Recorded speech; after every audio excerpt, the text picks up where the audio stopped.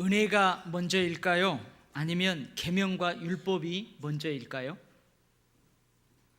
무슨 말이냐 하면 우리가 하나님께 은혜를 받았기 때문에 하나님의 명령들을 지키며 살아가는 것입니까? 아니면 우리가 살아가면서 하나님의 명령들을 잘 지키기 때문에 하나님께서 우리에게 은혜를 베푸시는 것일까요?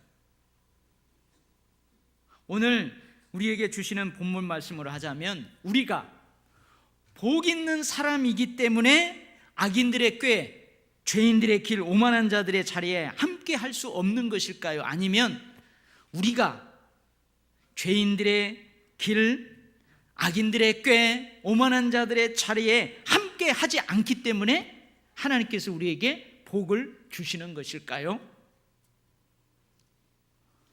참말로 어려운 질문이죠.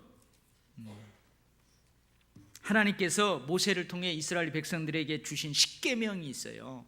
이 10계명 중에서 첫째 계명이 뭐예요? 너는 나 외에는 다른 신들을 내 옆에 두지 말라. 그런데 하나님께서 이 첫 번째 계명을 주시기 전에 이런 말씀을 먼저 하십니다.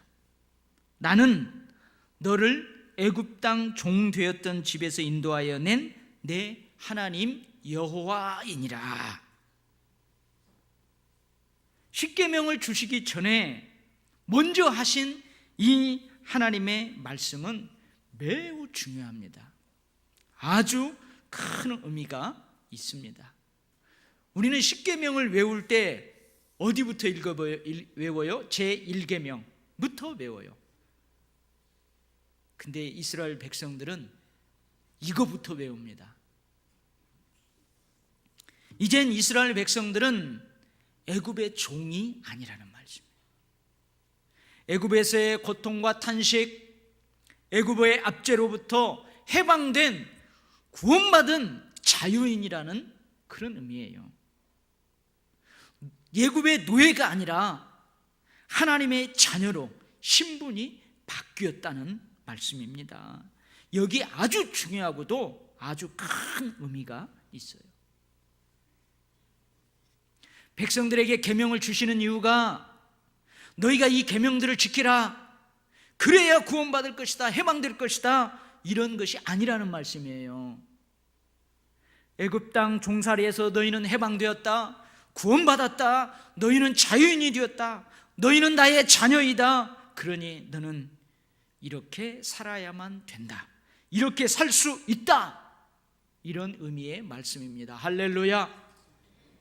물론 신명기 28장을 비롯해서 여러 곳에서 네가 하나님의 말씀을 듣고 네가 하나님의 명령을 지켜 행하면 너에게 이런 복을 줄 거다, 네가 이런 복을 받을 것이다, 그러나 네가 하나님의 말씀을 순종하지 않고 하나님의 말씀대로 지켜 행하지 아니하면 너는 이런 저주를 받을 것이다, 내가 이런 저주를 너에게 할 것이다, 이런 말씀이 여러 번 나와요. 신약 성경에서 비슷한 말씀들이 나옵니다.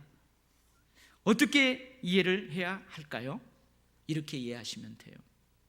이미 은혜 받은, 이미 구원받아 하나님의 자녀된 우리들이 하나님의 자녀답게 순종하며 살면 여러 영역에서 하나님께서 이미 자녀들에게 예비해 놓으신 그 복을 놓치지 않고 받아 누릴 수 있다. 여러분, 이렇게 이해하시면 됩니다. 오늘은 이미 하나님께 큰 은혜를 받은 우리가 은혜 받은 자답게 살고 있는가? 이미 하나님께 큰 복을 받은 우리가 복 받은 사람답게 살고 있는가? 특별히 2017년을 이제 한 달 정도 남겨둔 이 시점에서 복 받은 자답게 살았는지 우리의 삶을 되돌아보는 그런 시간이 되기를 바랍니다. 아멘. 그래서 우리 한 달만이라도 그동안 복받은 자답게 살지 못했다면 이 한 달만이라도 이 복받은 자답게 좀 살 수 있기를 간절히 바랍니다. 아멘. 먼저요, 여러분들이 좀 고백해야 될 게 있어요. 저와 함께 고백해야 될 게 있어요. 아멘으로 화답할 게 있는데 한번 물어볼게요. 저와 여러분은 정말로 하나님께 복받은 자가 맞습니까? 예. 아이고, 조마조마했어요. 아멘 안 나오면 어떡하나. 진짜로 우리는 하나님께 큰 은혜를 받고 큰 복을 받았습니까? 아멘. 한번 생각해 볼까요? 많고 많은 사람들 중에서 하나님께서는 나를 딱 지명해서 부르셨어요. 저 사람보다 못났는데 저 사람하고 비교하면은 나는 더 떨어지는데 저 사람이 아니라 하나님은 누구를요? 나를 꼭 지명하여 불렀어요. 너는 내 백성이다. 너는 내 것이다. 하나님의 특별한 소유로 삼으셨습니다. 나는 살아도 주의 것이에요. 죽어도 주님의 것이에요. 할렐루야. 얼마나 큰 은혜입니까? 나는 성령님이 거하는 전이에요. 집이에요. 이 땅에서 너무나도 깨어지기 쉬운 질그루고 같은 내가 예수 그리스도라는 보배를 품고 살아요. 하나님께로부터 값없이 의롭다함을 받은 자가 바로 저와 여러분입니다. 이 땅에서 나는 그 무엇도 끊을 수 없는 하나님의 사랑을 받으며 살아갑니다. 환난 중에도 낙심하지 않습니다. 영원히 멸망받을 자처럼 슬퍼하지 않습니다. 나에게는 부활의 신앙과 부활의 소망이 있기 때문에 그래요. 지극히 크고 영원한 영광이 예비되어 있기 때문에 그래요. 나의 가는 길을 잘 아시는 하나님께서 합력하여 선을 이루실 줄 믿기 때문에 그래요. 이 땅에 살지만 나는 하나님 나라의 시민권을 가진 자입니다. 영원한 사망에 이르는 심판을 받지 않습니다. 이미 영생을 얻었습니다. 영원한 하나님 나라에서 하나님 나라의 시민권을 가지고 이 땅에 살고 있는 나를 주님께서 거기서 기다리고 계십니다. 저와 여러분은 하나님께 복 받은 사람이 맞습니다. 우리 모두는 하나님께 큰 은혜를 받았습니다. 큰 축복을 받았습니다. 할렐루야. 이렇게 받은 은혜가 큰데도, 이렇게 받은 복이 큰데도 혹시 은혜의 감격이 식어져 버린 것은 아닌지요?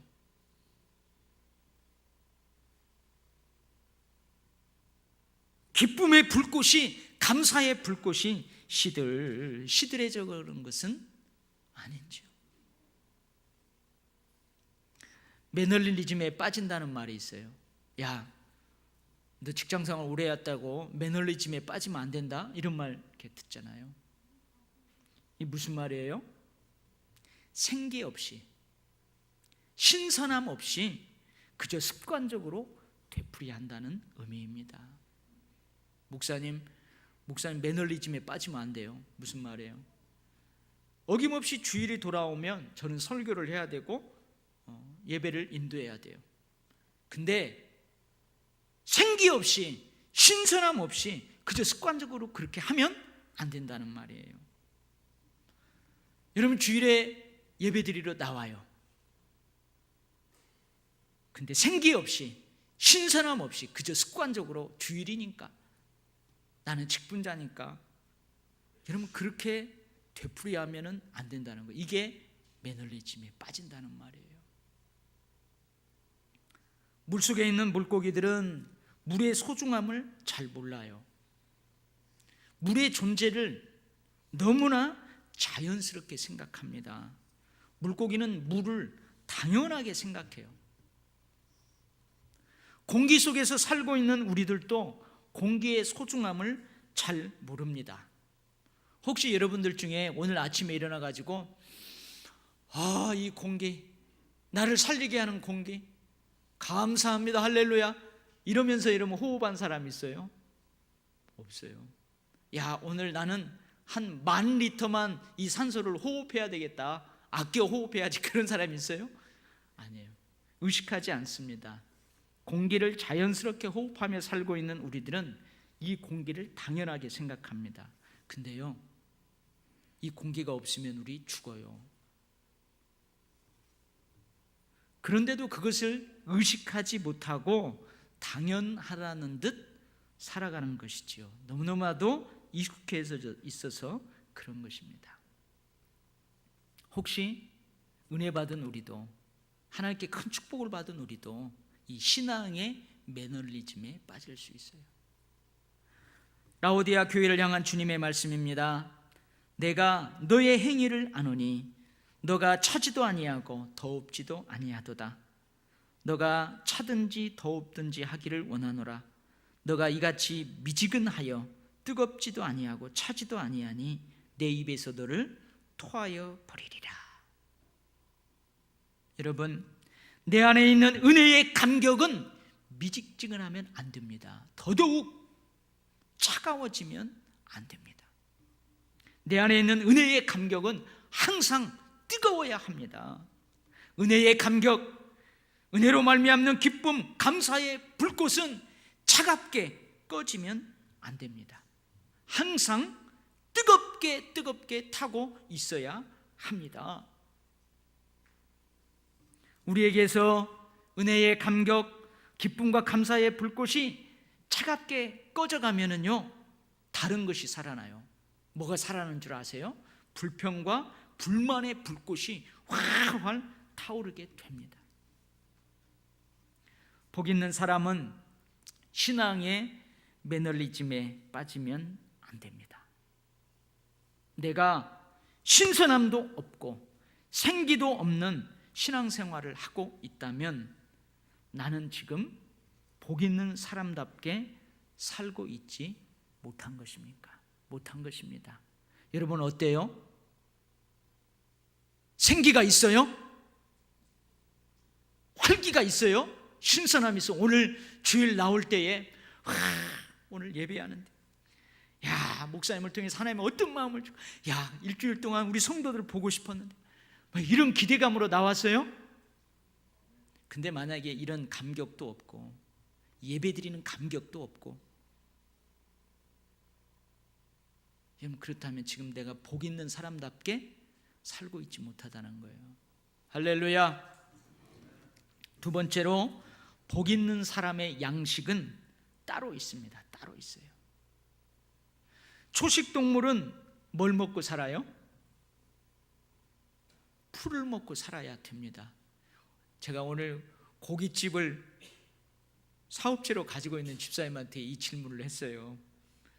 내가 좀 얄밉죠. 아니 고기를 팔아서 하는 그분한테 초식동물은 풀만 먹어야 된다고 하니까, 여러분 초식동물은 풀을 먹어야 돼요.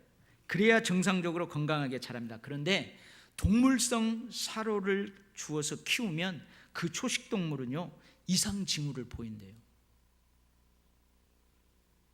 초식동물답지 않게 아주 난폭해집니다.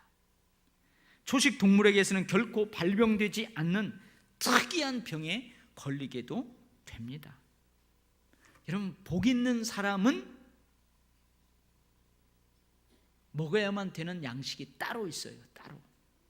그게 뭘까요? 하나님의 말씀입니다. 하나님의 말씀이에요. 하나님의 말씀이 생명의 양식입니다. 복 있는 사람은 하나님의 말씀 속에서 지혜를 얻습니다. 하나님의 말씀을 내 길의 빛으로 삼습니다. 내 길의 등불로 삼습니다. 하나님의 말씀으로 교훈을 받아요. 하나님의 말씀이 나를 책망할 때 기꺼이 그 책망을 달게 받습니다. 하나님의 말씀이 나를 바른 길로, 의로운 길로 인도하실 때에 기꺼이 그 길로 기쁘게 달려갑니다. 이러한 하나님의 말씀을 즐거워합니다. 묵상합니다. 왜냐하면 복 있는 사람인 내가 먹어야 할 당연한 양식이기 때문입니다. 보통 사람이라면 매일 밥 먹는 것이 어렵지 않아요. 그렇듯이 복 있는 사람은 하나님의 말씀을 즐거워하고 묵상하는 것이 결코 어렵지 않습니다. 그런데 이 복 있는 사람들이 하나님의 말씀을 당연한 양식으로 삼아 사랑하는 것을 내버려 두지 않는 존재가 있어요. 여러분 지금 여기서 하나님의 말씀이 선포되는데 여러분들이 지금 입을 벌리고 넓게 벌리고 이것을 영의 양식으로 해서 꿀꺽꿀꺽 먹어야 되는데 그걸 못 먹게 하는 사람이 있다니까요. 못 먹게 하는 존재가 있어요. 그게 뭘까요? 잠이 아니에요. 잠이. 피곤함이 아니에요. 뭐예요? 사탄입니다. 사탄. 채식 뷔페집이 있어요. 저 안산에도 어디에 있다고 그러는데 채식 뷔페집이 있는데 거기 가면 고기가 아니랍니다. 그게 고기 같은데 고기가 아니래요. 콩으로 고기처럼 이렇게 음식을 만들어 놓았어요. 근데 그걸 먹으면 꼭 고기 맛이 나요. 고기 맛이. 이와 비슷한 방법으로 사탄은 하나님의 말씀이 아닌 것을 하나님의 말씀인 것처럼 다양한 음식을 차려 놓은 그 뷔페집으로 우리를 자꾸 끌어들입니다. 사탄이 잘하는 것이 있어요. 그럴듯하게 포장을 잘합니다. 위장을 잘합니다. 마태복음 7장 15절 말씀이에요. 거짓 선지자들을 삼가라. 양의 옷을 입고 너희에게 나오나 속에는 노략질하는 일이라. 여러분, 사람마다 육신의 정욕이 있어요. 무슨 말이냐면 육신의 편안함을 추구하고 싶은 욕망이 있단 말이에요. 안목의 정욕이 있어요.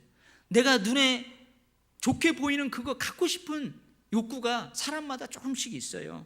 이생의 자랑, 이 땅에 살아가는 동안 또 이렇게 자랑하고 싶은 만큼 그렇게 살고 싶은 욕망이 조금씩 있어요. 근데 이런 것들로 위장한다는 거예요. 포장합니다. 고운 말로, 호리는 말로 하나님의 말씀인 것처럼 유혹합니다. 하나님이 참으로 너희에게 동산 모든 나무의 열매를 먹지 말라 하시더냐? 아니거든요. 생명나무 열매를 먹으라고 했어요. 결코 죽지 아니하리라. 너희가 그것을 먹는 날에는 너희 눈이 밝아져 하나님과 같이 되어 선악을 알 줄 하나님이 아심이니라. 여러 가지 고운 말로 유혹하며 입술에 호리는 말로 꿰물어 젊은이가 곧 그를 따랐으니 소가 도수장으로 가는 것 같고 미련한 자가 벌을 받으려고 쇠사슬에 매이러 가는 것과 같도다. 이게 사탄이에요. 사탄은 복 있는 사람을 유혹하여 악인들의 꾀를 따르게 합니다. 죄인들의 길로 달려가게 합니다. 오만한 자들하고 함께 그 자리에 앉게 만듭니다. 사탄은 복 있는 사람에게서 이 생명의 양식인 하나님의 말씀을 어떻게 해요? 도둑질해 가버려요. 사탄이 도둑질해 가버려요. 하나님 말씀 안에 있는 예수 그리스도 안에 있는 믿음 안에 있는 모든 신령한 것들을 도둑질해 갑니다. 대신에 하나님의 말씀처럼 교묘하게 포장된 그 사탄의 꾀를 양식으로 삼게 만들어요. 그거 맛없어. 이거 먹어라. 복 있는 사람은 하나님의 말씀을 먹지 못하면 죽습니다. 사탄의 최종 목적은 이 복 있는 사람을 속여가지고 하나님의 말씀을 먹지 못하게 함으로써 어떻게 해요? 아사시켜버리는 거예요. 굶주려 죽여버리는 거예요. 복 있는 사람을 죽이고 멸망시키는 것이 사탄의 최종 목표입니다. 복 있는 사람은 다른 어떤 것을 많이 먹는다 할지라도, 여러분 요즘 시중에 자기 개발 서적들이 얼마나 많아요. 처세술에 관한 서적들이 얼마나 많아요. 여러분 한번 책을 검색해 보세요. 금방 부자 되는 7가지 비결, 성공하는 7가지 비결, 많은 책들이 많아요. 그런 것들 다 먹는다 할지라도 하나님의 말씀을 먹지 못하면 여러분 힘이 없어요. 하나님의 말씀을 먹어야 힘이 나요. 누구는요? 복 있는 사람은 생기가 돕니다. 여러분 혹시 복 있는 내가 요즘 좀 힘이 없습니까? 비실비실해요. 이렇게 생기가 없습니까? 그렇다면 당연한 양식인 하나님의 말씀을 섭취하지 못하고 있기 때문에 그래요. 분명합니다. 한번 돌아보세요. 세 번째로 복 있는 사람은요, 나무에 비유하자면 상록수와 같아요. 상록수가 어떤 나무를 상록수라고 하면 계절에 상관없이 잎이 항상 푸른 나무를 상록수라고 합니다. 복 있는 사람은 시냇가에 심겨졌어요. 복 있는 사람은 은혜의 땅에 심겨졌어요. 축복의 땅에 심겨졌어요. 그러니 잎사귀가 마르지 않습니다. 신앙이 변색되지 않습니다. 더위가 올지라도 두려워하지 않습니다. 여러 가지 크고 작은 시험거리가 와도 두려워하지 않습니다. 철따라 열매를 맺습니다. 다양한 믿음의 열매를 맺어요. 경우에 합당한 열매를 맺어요. 성령의 사람은 성령의 열매를 맺는 것이 당연해요. 사랑, 희락, 화평, 오래 참음, 자비, 양성, 충성, 온유, 절제.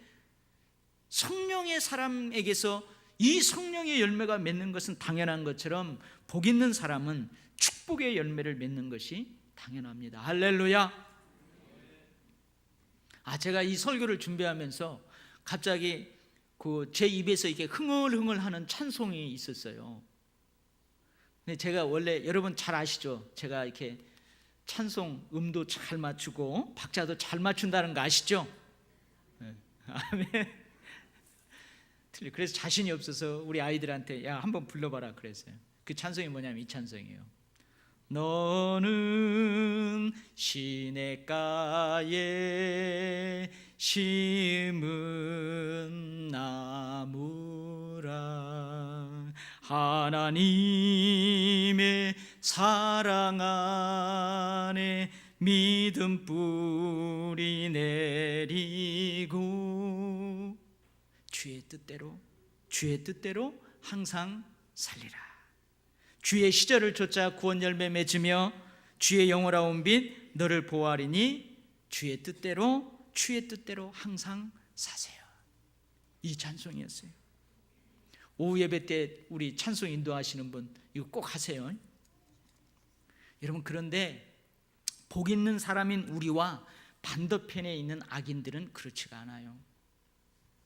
이들은 바람에 나는 겨와 같습니다. 우리 청년들 겨가 뭔 줄 알아요? 청년들은 겨가 뭔 줄 몰라요.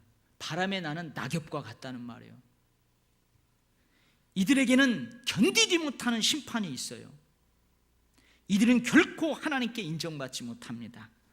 이들의 걸어가는 길의 끝은 결코 좋게 끝나지 않습니다. 이들은요, 하나님을 찬양하지 않아요. 이들은 하나님의 말씀을 즐거워하지 않습니다. 하나님의 말씀 따라 살아가지 않습니다. 이들에게는 악인들의 꾀를 따르고 죄인들의 길에 서고 오만한 자들의 자리에 앉는 것이 더 쉬워요. 여러분, 직장 생활을 해요. 근데 오늘 불금이에요. 불금.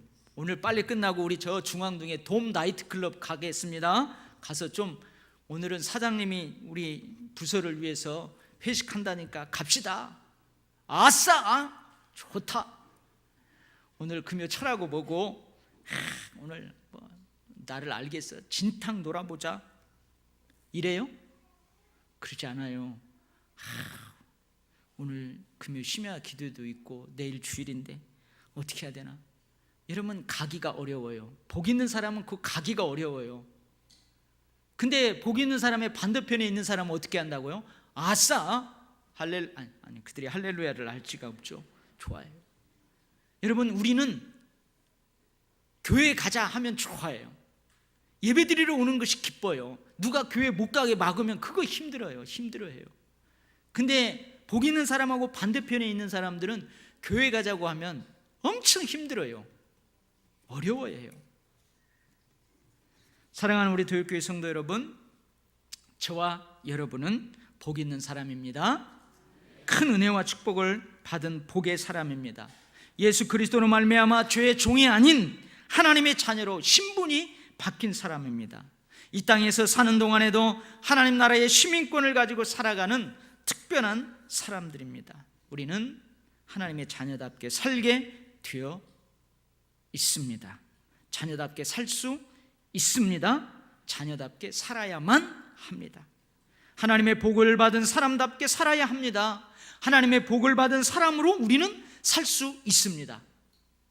살아야만 합니다. 로마서 6장 4절 말씀이에요. 그러므로 우리가 그의 죽으심과 합하여 세례를 받음으로 그와 함께 장사되었나니 이는 하나님의 영광으로 말미암아 그리스도를 죽은 자 가운데서 살리심과 같이 우리로 또한 새 생명 가운데에서 행하게 하려 함이라. 하나님께서 우리에게 복을 주신 것, 하나님께서 우리에게 큰 은혜를 주신 것은 여러분 이제 새 생명 가운데 행하며 살아라, 그러기 위해서 주셨다는 거예요. 우리는 결코 멸망을 향해 달려가는 자가 아닙니다. 영원한 생명을 향해 달려가는 자입니다. 새 생명 가운데 살아가는 자들입니다. 우리는 우리의 양식을 하나님의 말씀만으로 삼습니다. 우리는 시냇가에 심은 상록수입니다. 우리 도율교회 성도 모두가 이런 삶을 지속적으로 살아낼 수 있기를 주의 이름으로 축원합니다. 할렐루야. 기도하겠습니다. 내 영혼을 만족해 하시며 내 뼈를 견고케 하시는 분은 항상 나를 인도하시는 하나님 아버지이십니다. 그러니 우리는 복 있는 사람입니다. 큰 은혜와 축복을 받은 사람입니다. 주님, 앞으로도 계속해서 복 있는 사람답게 살게 하옵소서. 주님, 하나님의 말씀을 양식으로 삼아 늘 뜨겁게 요동치는 생명력 있는 삶을 살게 하옵소서. 주님, 시냇가에 심겨져 싸우니 잎사귀가 마르지 않는 철을 따라 열매를 맺는 상록수로 살게 하옵소서. 주님, 복 있는 사람으로서 많은 사람들에게 물된 동산, 물이 끊어지지 아니하는 샘이 되어주는 삶을 살게 하옵소서. 예수님 이름으로 기도하옵나이다. 아멘.